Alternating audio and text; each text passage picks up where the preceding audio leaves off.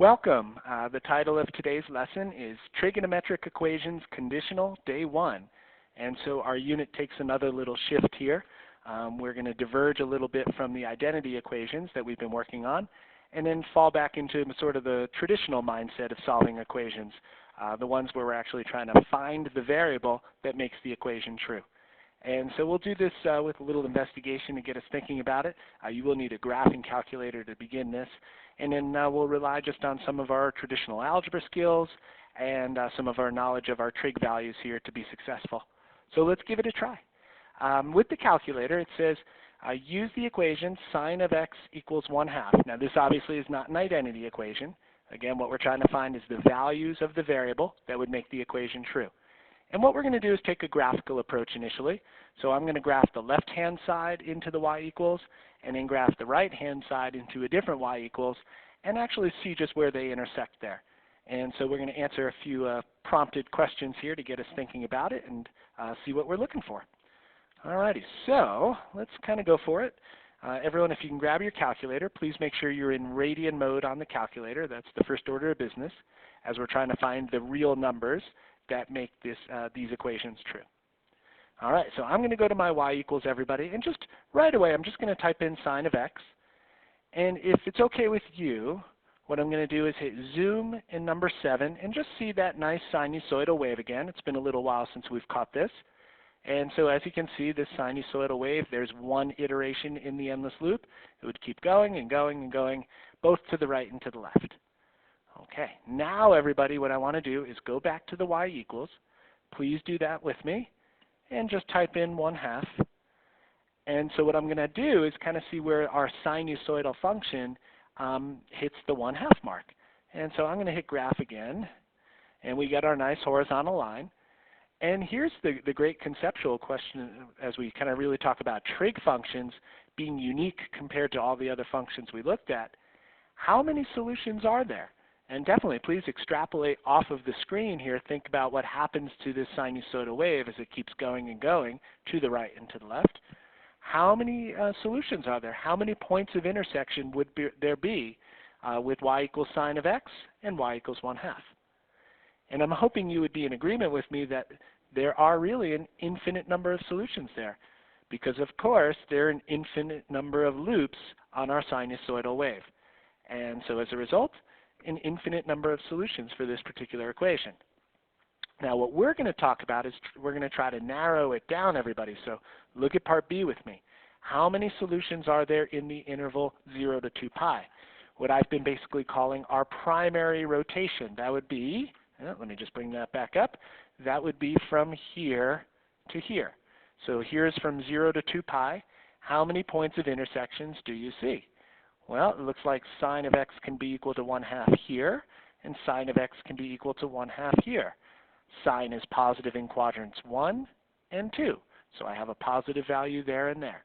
And so as a result, how many solutions are there? It looks to me like there are 2 solutions. Now, rather than doing a point of intersection on this, what I'd like for us to do is think about what those solutions are. So think about this for a moment, and it says use your unit circle if necessary. What is the angle measure in radians that has a sine ratio of 1/2 in that first quadrant? And what is that angle measure in radians that has that sine ratio of 1/2 in the second quadrant? So what would be those 2 angle measures in radians there? And if you remember correctly, the first angle measure, the one in quadrant 1, would be pi over 6.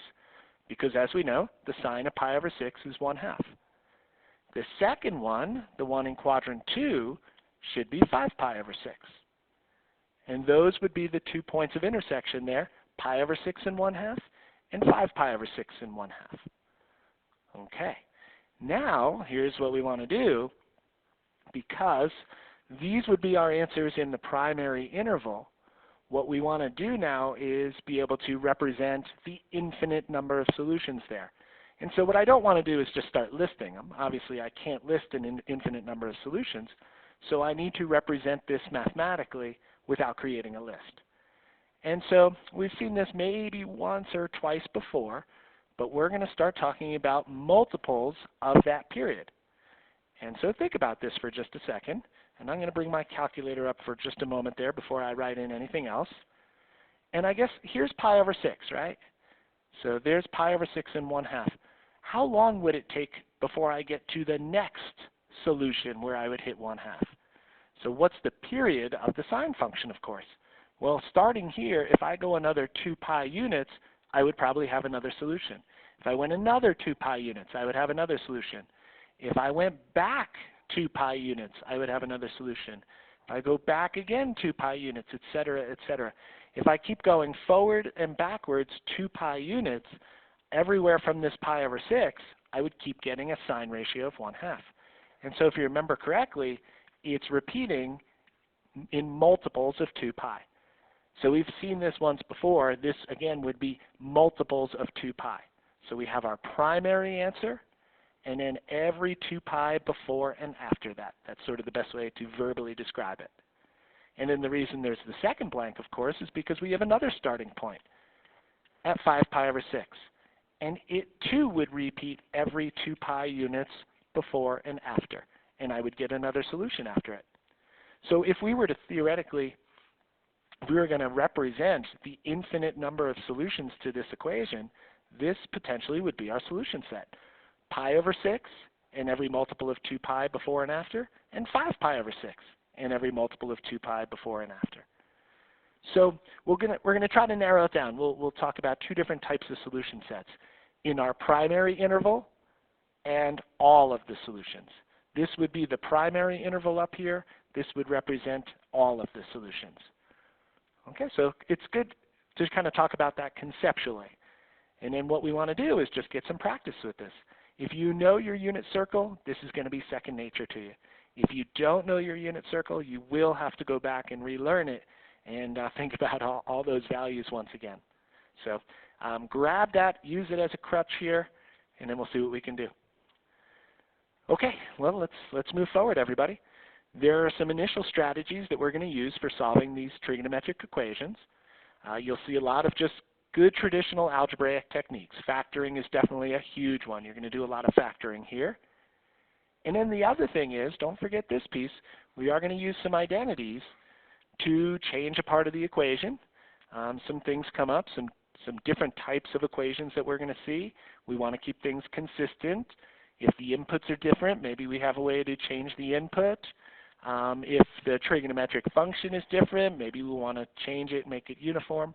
You'll see this in action in just a little bit. Okay?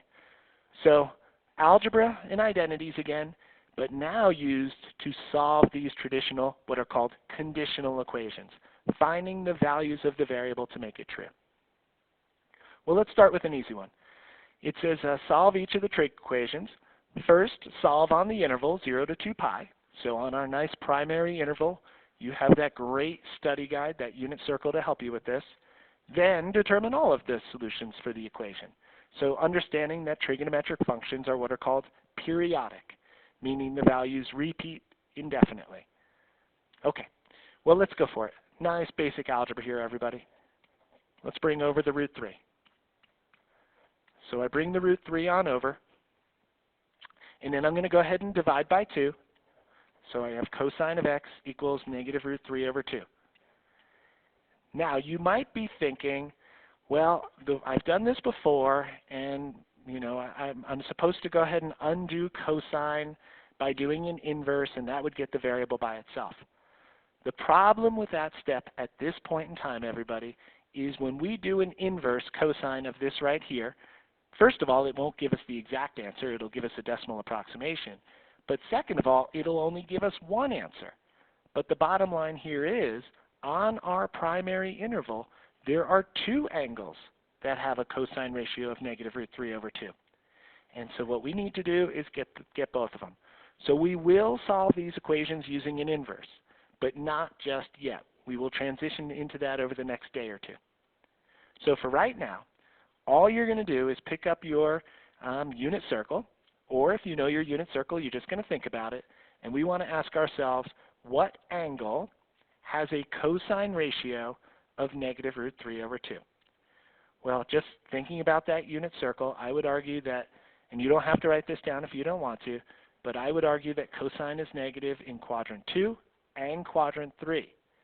And so there are two different angles there that'll have this ratio. The one in quadrant 2, everybody, should be 5 pi over 6. And the one in quadrant 3 would be 7 pi over 6. And there are your two solutions. So on the primary interval, I'm going to kind of box that up. Doesn't look great, but I think it'll do. There are your two solutions on the primary interval. We'll talk a lot about that. Two solutions. Now, if I wanted to take just one step further, I don't really have to use too much thought with this. I just have to acknowledge that the cosine function is periodic.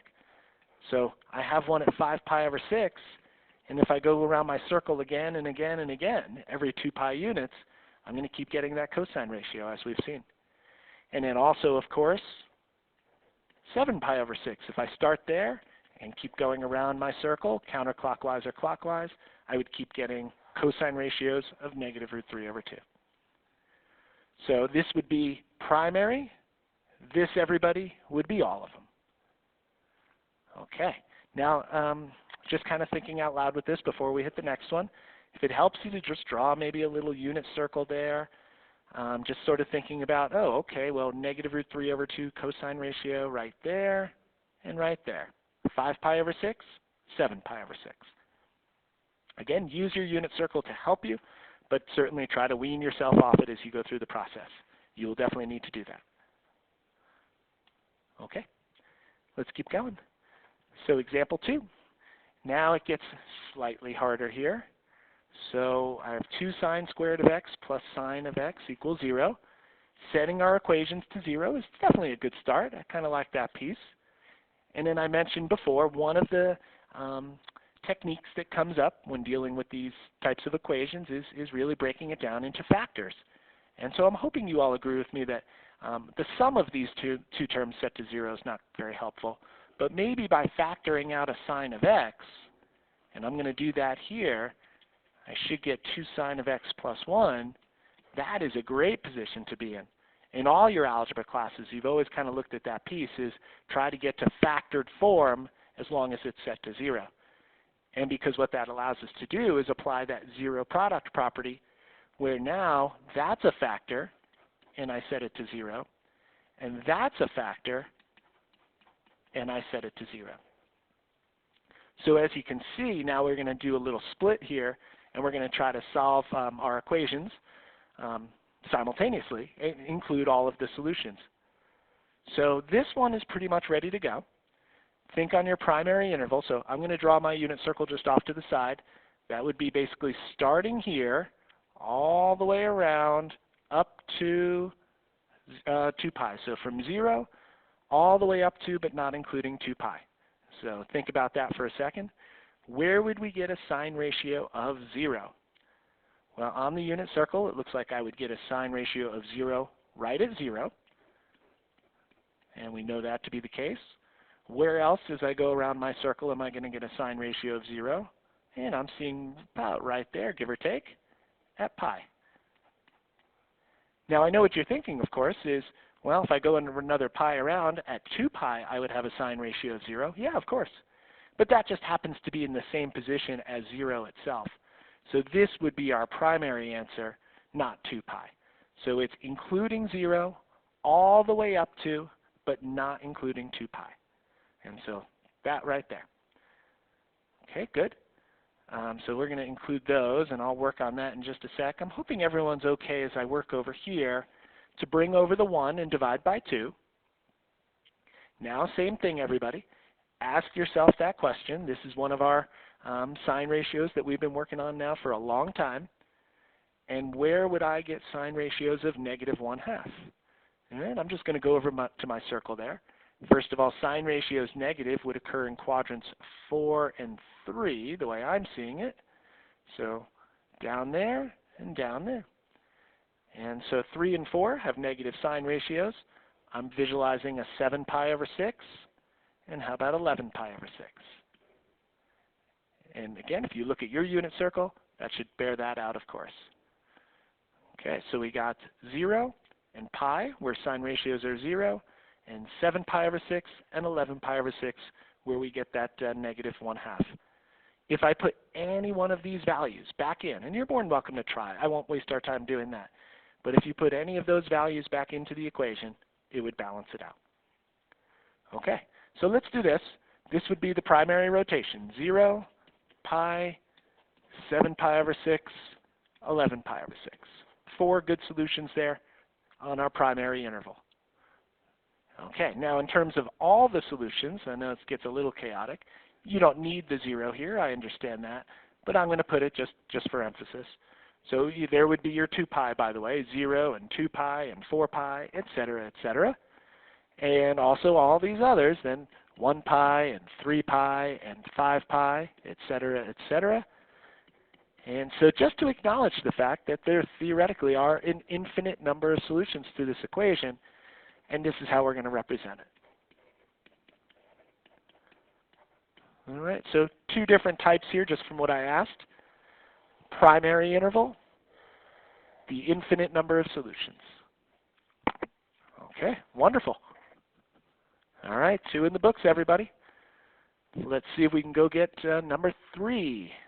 Very, very similar. I'm just trying to give you an introduction or an exposure to all the different types that you're going to see. This one definitely has a real good quadratic feel to it. This one above really was just a greatest common factor, but this one is just a nice trinomial, quadratic in nature. This too can be factored, and I think that's what we're going to want to do. So don't forget about those old quadratic factoring techniques as a trinomial here. There's no greatest common factor coming out like the last problem. Now, I've shown you some different techniques before. I think this is pretty straightforward though. So in terms of what's going to multiply to 2 sine squared, I'm hoping you would agree it has to be 2 sine of x and sine of x. That's going to go in the first. Now I need 2 numbers that multiply to 1 here, so obviously, again, just nice and easy, 1 and 1. It did have to multiply to positive 1, so this is either going to be plus plus or minus minus. And as you can see, they do have to combine to the middle term being negative. So I'm hoping that your factoring skills are really rock solid at this point, and you see that that would be the factored form of this quadratic trinomial up here. If you do know that, that's great, because now this is a perfect position to be in. I set each of my factors to 0, and I solve them independently. So guys, of course, with me, start working through. I'm hoping you're all right with this. Let's get to the key stage. Add 1, divide by 2, and you get sine of x equals 1/2. And then over here, of course, add the 1, sine of x equals 1. As I mentioned, at this stage, rather than applying an inverse, although theoretically we are doing that, because these are the ratios that we know pretty well, we're going to go ahead and just sort of view it on the unit circle there. So again, just kind of starting it out. There's my initial side. Where, everybody, would I get a sine ratio of positive 1/2? Well, we actually saw this in the investigation. Sine ratio of 1/2 up in quadrant 1 at pi over 6, and up in quadrant 2 at 5 pi over 6. So guys, I'm going to start my list going right here. Pi over 6 and 5 pi over 6.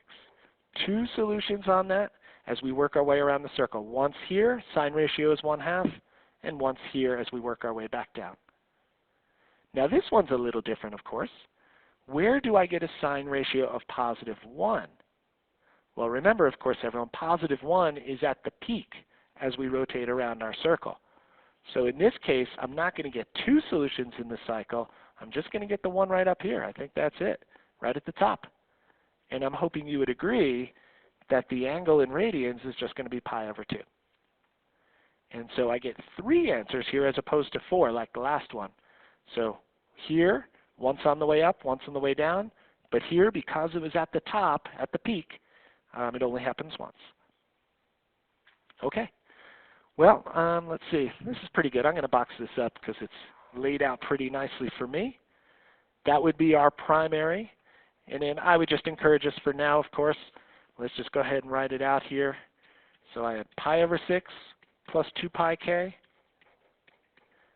5 pi over 6 plus 2 pi k, and pi over 2 plus 2 pi k.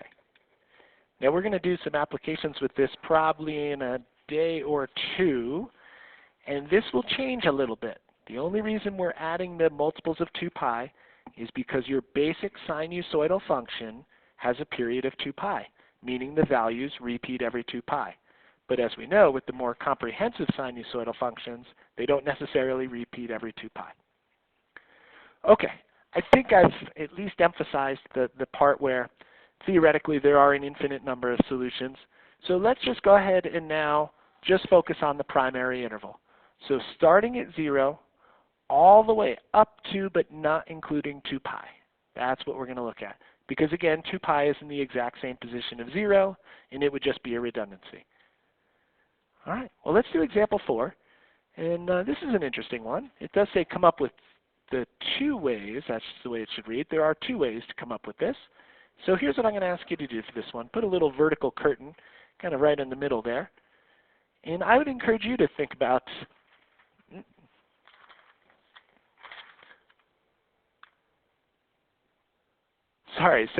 think about the 2 ways that you would be able to solve this right here.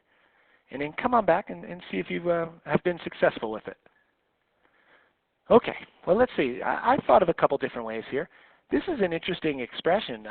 Like the last ones, it is actually factorable. If you remember that concept of difference of 2 squares, I see it factoring as 2 binomials kind of side by side. And if you remember correctly, it's cosine of x, 1 and 1. And the difference of 2 squares pattern means that we go ahead and put 1 plus and 1 minus. And so just in terms of being factorable, that definitely fits the pattern that we saw on examples 2 and 3. And so in this case, what I would do is set cosine of x plus 1 equals 0, cosine of x minus 1 equals 0, and let's solve them both. So cosine x equals -1, cosine of x equals +1. This is the cosine ratio. We want the angle or angles that produce it. So I'm going to just draw my circle again. You have your unit circle. That's kind of fortunate. And just kind of starting out there, as I rotate around, where would I catch a cosine ratio of -1? So an x-coordinate of -1 would be right there. So I'm hoping you all see that that would be pi. Absolutely. So cosine of pi is -1. Now, over on this end, what would be the cosine, or I should say, what is the angle that has a cosine ratio of 1? So as I start here, well, guys, as we all know, right here, that is a cosine ratio of +1, and I haven't moved. So the angle, of course, is 0, and we do know that. Cosine of 0 is +1. And so it looks like not too much issue there. I'll go in order, 0 and pi. There are your 2 solutions. Wonderful. Now again, we would do the all solutions. I just limited it in this case to between 0 and 2 pi. Okay, I'm curious if you saw a different way. Well, the other way that I was thinking of was by bringing over the 1.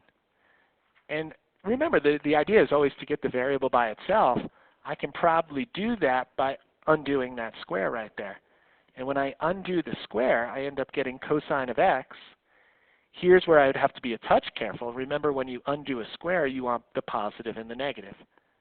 And so you could see, obviously, then, I have cosine of x equaling +1, or, of course, cosine of x equaling -1, ...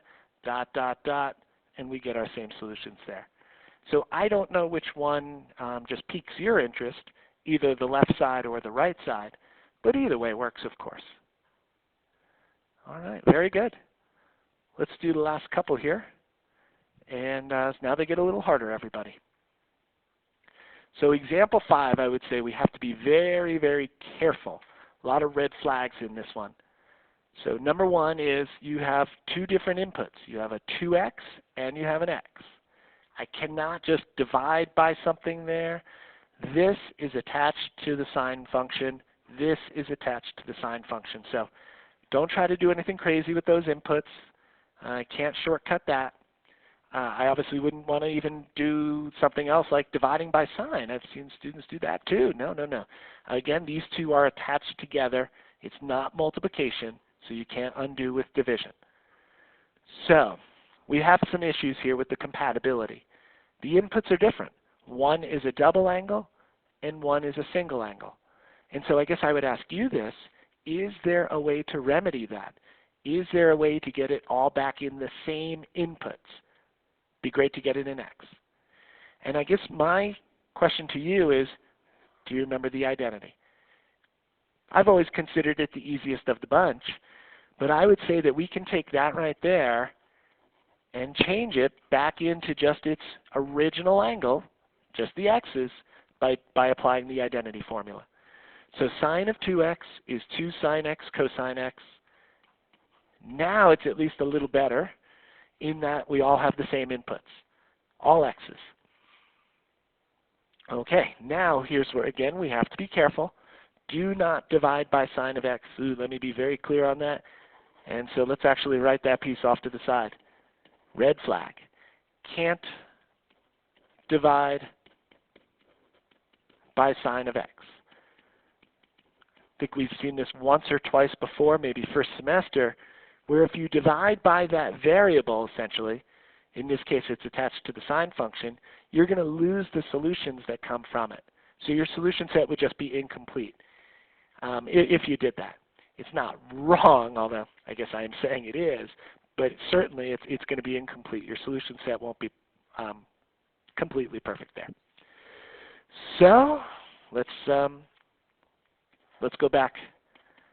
Getting it to 0 is a great default position, everybody, and I'd encourage you to do that no matter what and just see what you can do from there.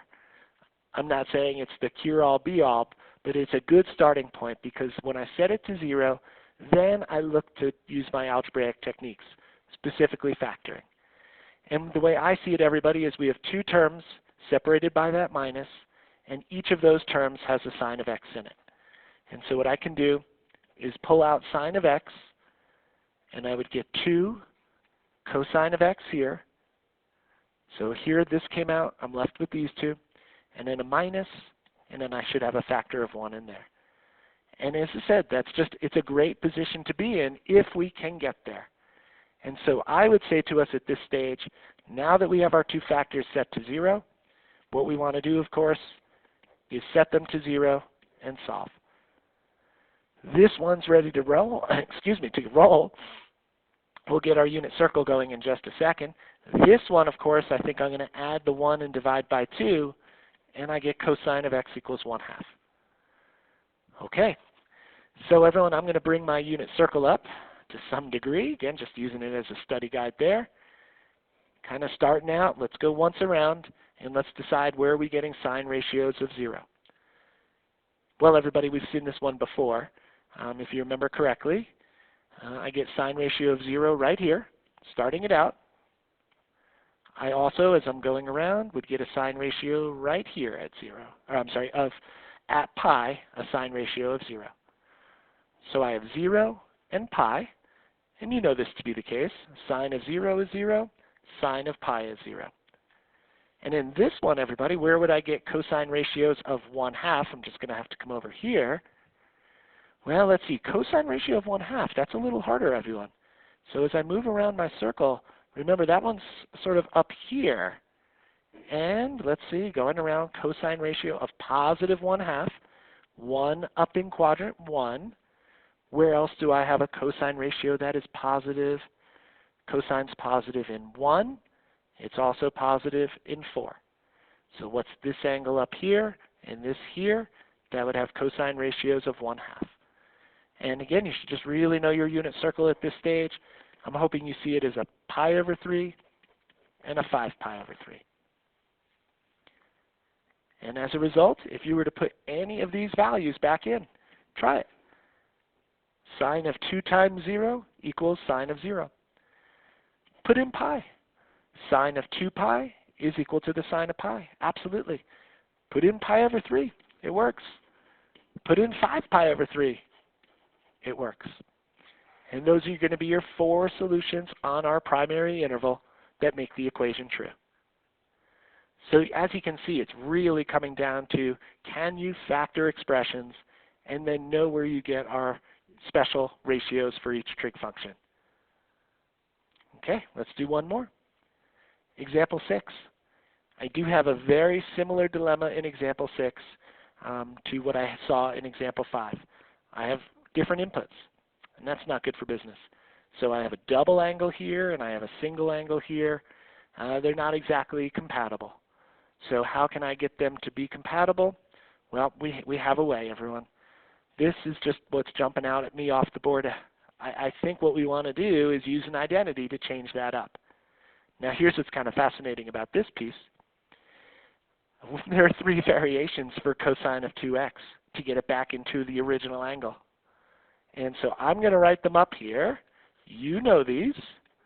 So I would ask you, which one do you think we're going to use?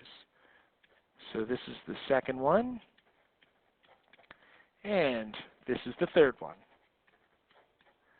Which do you think we would utilize here? Which would make the most sense, I guess? And if you look at the whole equation, based on the fact that I have a cosine in the equation already, I don't think it would be to our best interest to go ahead and include a different trig function in there. I don't want to include sine if I don't have to. And in this case, this one is the only one that's just in cosine. And so as a result, everybody, I'm going to apply that third one as an identity. So that's 2 cosine squared of x minus 1. Okay, so I'm getting them all back to be the original angle, and then we'll run with it from there. Okay. Oh, this is going to be great. I see the 1's going away. And so let's keep going here. 2 cosine squared of x. As you can see at this stage, it's really just good algebra blended with our trigonometric functions. Okay. Good position. I've got a nice couple terms added together. I can't combine them, of course, but I am set to 0. So my first inclination here is to see if it factors, and I'm hoping you're all right with the fact that I can pull out a cosine from each, and I get that piece, and you see the same ratios start to come up again and again and again, and you can see obviously they match perfectly with those good ratios we've seen on our unit circle. So let's do it, everybody. Perfect spot to be in as we wrap this on up. I have that, and I have this. So this is the 6th equation that we're doing together here. By now, hopefully you're getting a nice little rhythm with this. So cosine x equals -1/2, by the way. And let's go for it. So where am I getting a cosine ratio of 0? So I've been just doing this, kind of starting it out, but the fact is your study guide is so much better than what I'm doing up here. So where do we get a cosine ratio of 0 as I go once around my circle? So I guess I would say cosine ratio of 0 occurs up here. So there's 1 at pi over 2. And as I work my way around, where else am I getting a cosine ratio of 0? Down here, everybody, as we all know, down at 3 pi over 2. Great. Then let's do this. Where am I going to get a cosine ratio of -1/2? Okay, guys, think it out here for a sec. Know your unit circle really well. Where is cosine negative? Cosine is negative in quadrant 2 and quadrant 3. Now let's be more specific. Where do I get a cosine ratio that's -1/2? I'm visualizing it up there and down here. And so if you look at it, I believe we're talking about a 2 pi over 3 in quadrant 2 and a 4 pi over 3 in quadrant 3. Okay, nice. I think we have a great solution set here. I have pi over 2, 3 pi over 2, 2 pi over 3, and 4 pi over 3. So 2 answers from each factor, once sort of on the way up around the circle and once on the way down, etc. We've been kind of talking a lot about that piece. All right, so as you can see, it's not anything big conceptually. It's really just, do you have good algebraic skills, and do you know your trig values?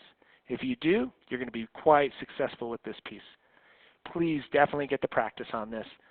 There's some good stuff still to be had. We are going to start looking at inverses and what happens when we got these ratios that aren't quite as nice and pretty as you know, the ones that we know for sure. So what happens if we don't get the ones directly from the unit circle? So we'll definitely look at that piece over the next couple days. In the meantime, of course, let me know if you have any questions, and certainly thank you for listening.